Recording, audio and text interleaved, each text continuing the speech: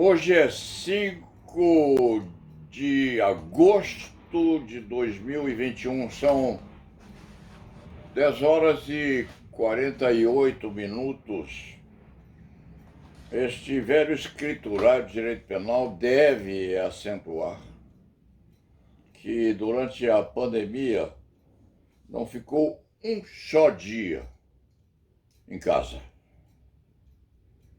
Trabalhou fora durante esse tempo todo, com as proteções adequadas, evidentemente, vacinado 2 vezes e admitindo as regras impostas pela saúde pública com preciosidade. Mas aos 85 anos, entendeu que se ficasse na residência, estaria, num certo sentido, brincando de advogar, porque a advocacia criminal é alguma coisa sacrossantamente forte, agressiva, violenta.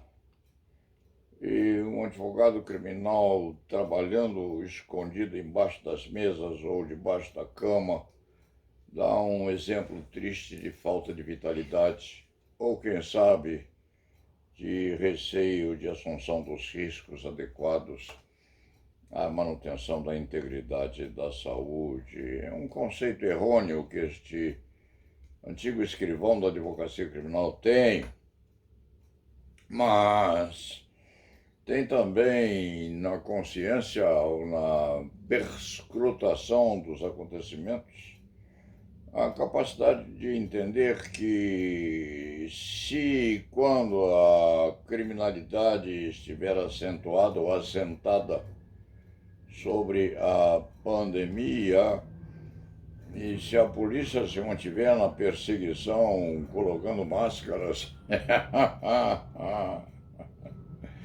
seriam duas facções de mascarados, uma atrás da outra, e as duas com receio de embolamento físico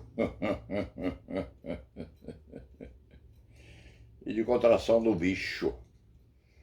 E se sabe muito bem que não existe bicho saudável e bicho maquiavélico. O coronavírus é ruim, é mau, por características absolutamente personalíssimas.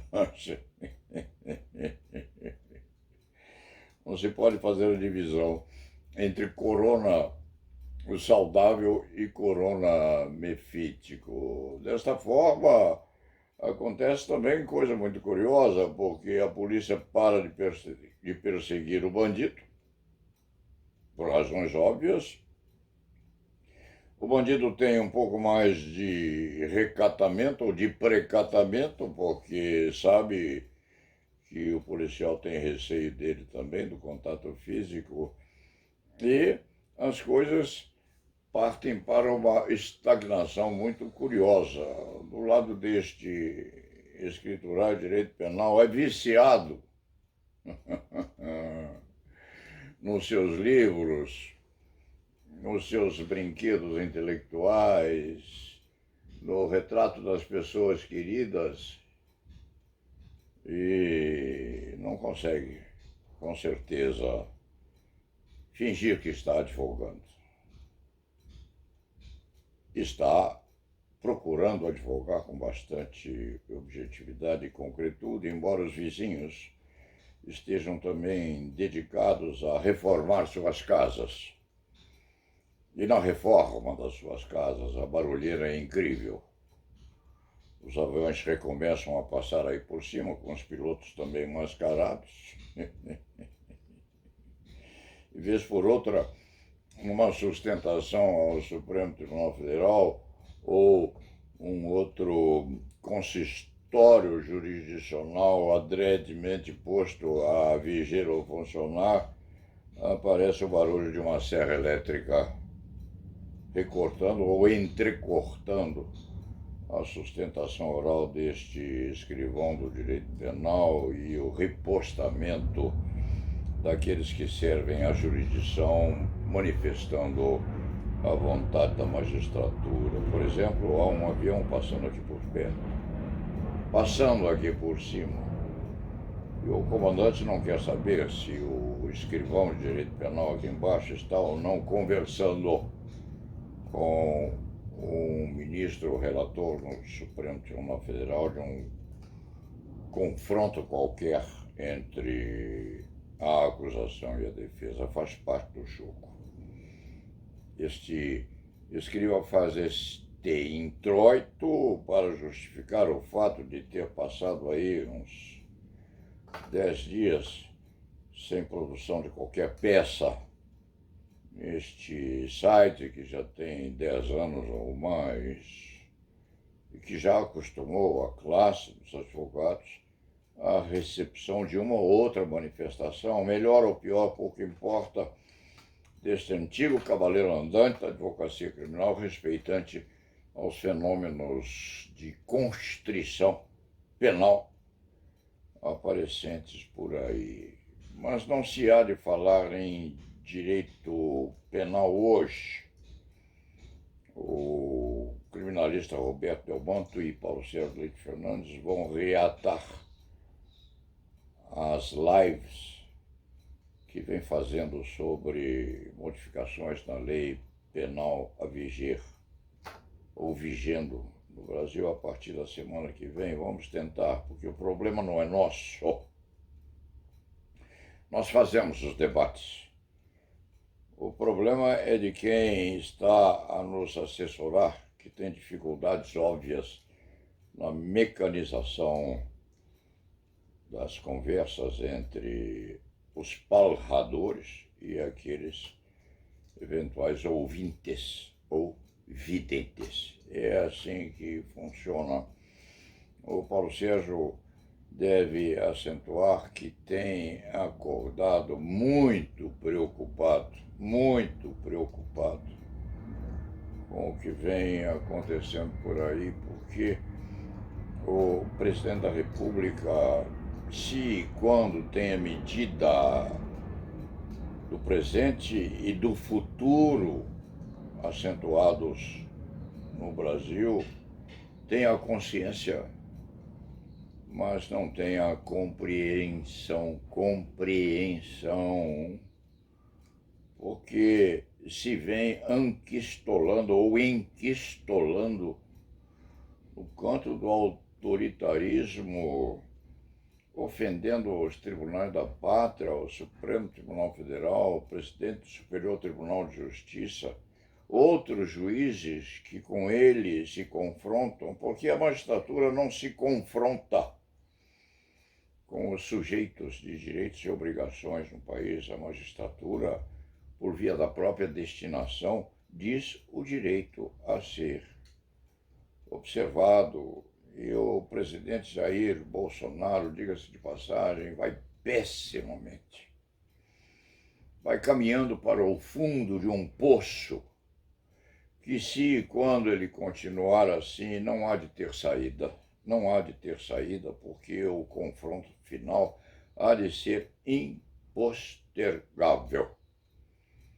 O presidente Jair Bolsonaro está partindo para ofensas diretas aos sujeitos ativos dos organismos que aqui e ali presidem os destinos da pátria, inclusive os jurisdicionantes. Isso não pode ser feito. Isso não deve ser feito, porque o mais alto dignatário da nação precisa, no mínimo, ter uma certa dose de equilíbrio mental,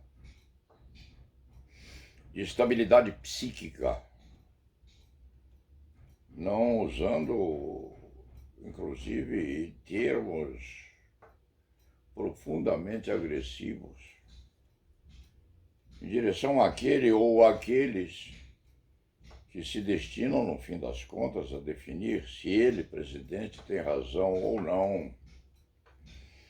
A menos que haja, dentro das penumbras da mente do mais alto dignatário majoritário da nação, a não ser que haja um pensamento escabroso no sentido de sujeitar os jurisdicionantes a incidentes de suspeição, gerar nos juízes uma constrição racional tão grande que lhes possa depois impor um incidente de suspeição por inimizade. Pode ser que lá nas penumbras da alma do presidente da República isso esteja a assumir uma vigência maior.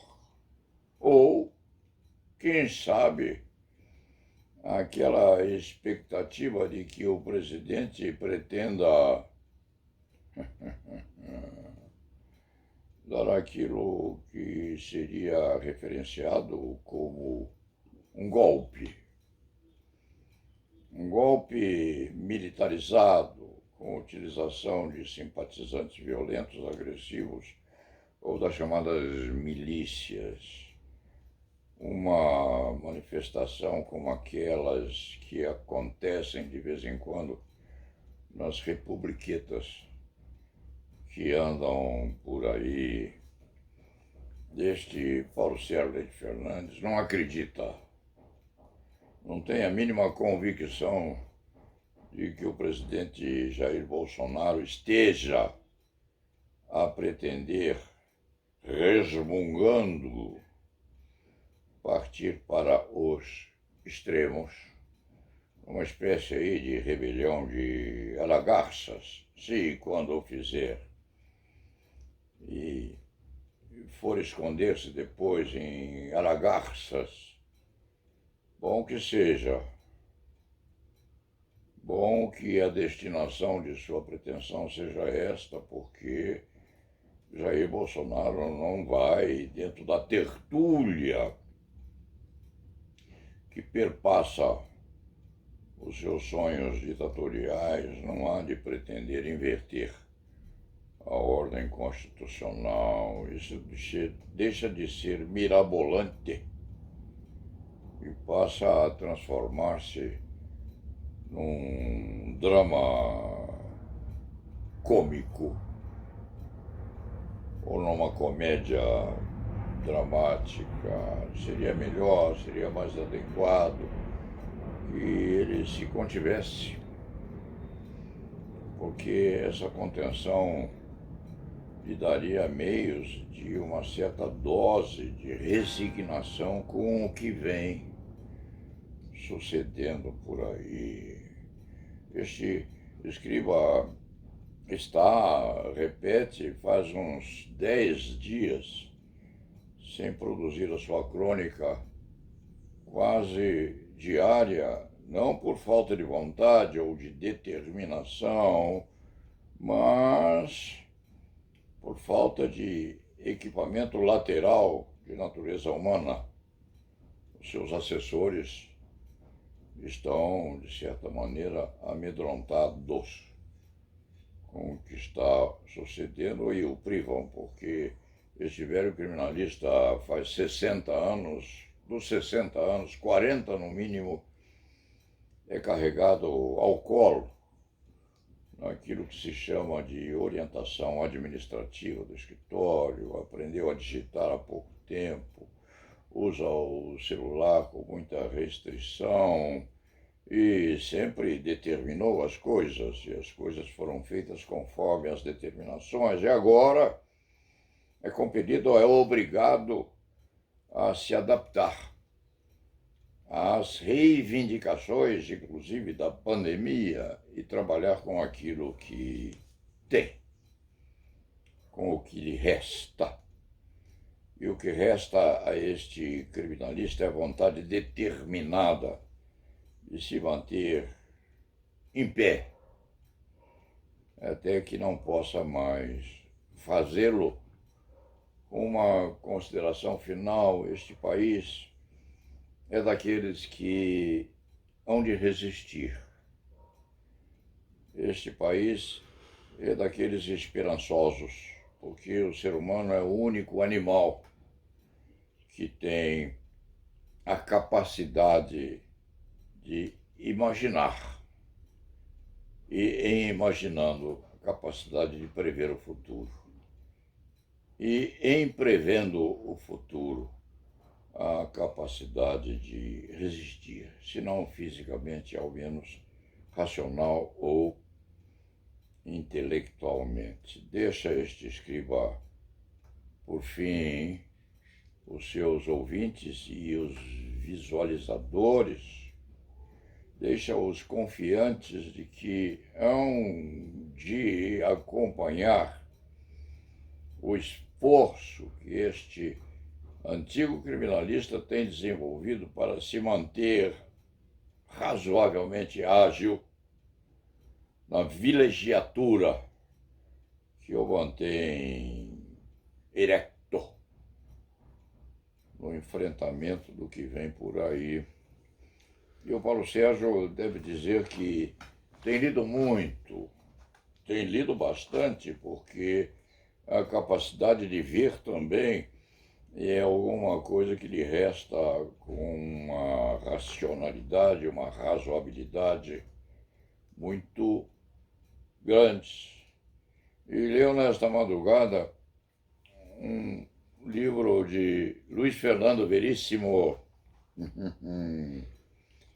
filho de Veríssimo, filho daquele outro que engalanou a literatura pátria e estrangeira, filho de Érico Veríssimo, Ana Terra,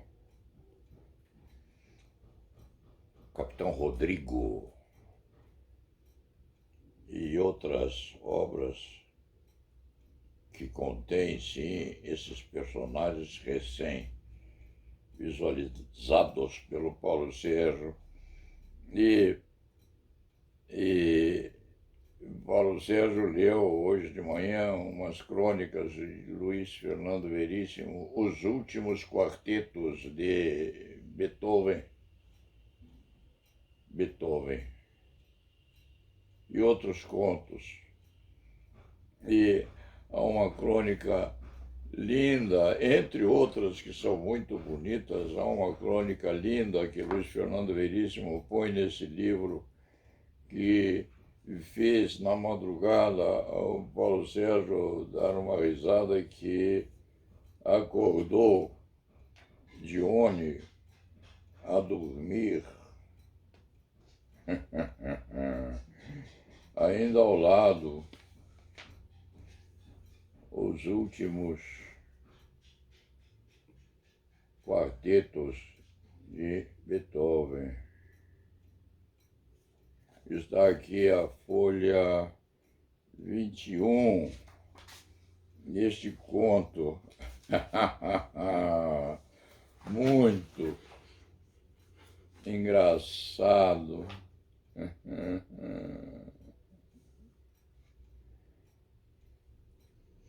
Qual era a história?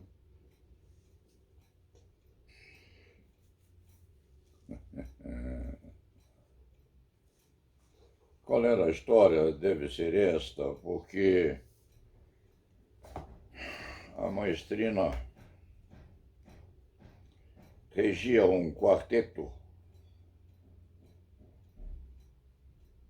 mas o regia no hospício. Ela, a maestrina, talvez se chame Lívia, o escriba não vai conferir. Ela era a única a tecer aquilo com laivos de verdade. Porque os outros, segundo a maestrina, estavam enlouquecidos e estavam a fingir, cada qual tocar os seus instrumentos. Só que a maestrina, que achava ser a única razoavelmente posta no equilíbrio psíquico naquele local ou naquele conteúdo, também era louca.